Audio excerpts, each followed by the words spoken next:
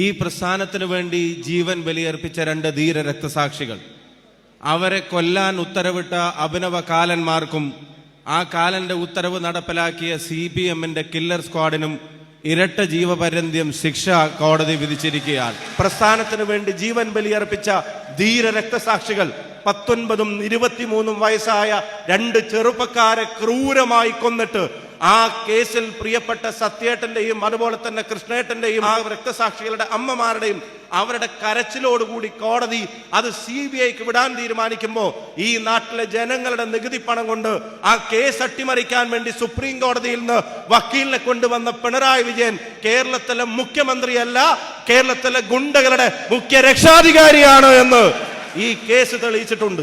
ജനങ്ങളുടെ നികുതി പണം കൊണ്ട് നടത്തിയ ഈ കാട്ടുനീതി നടപ്പിലാക്കാൻ നടത്തിയ ആ വ്യവഹാരം അതും കോടതി പൊളിച്ചു കളഞ്ഞിരിക്കുകയാണ്. കൊന്നത്, കൊല്ലിച്ചത്, ഗൂഢാലോചന നടത്തിയത്, രക്ഷപ്പെടുത്താൻ നോക്കിയത് എല്ലാം CPM തന്നെയാണ്.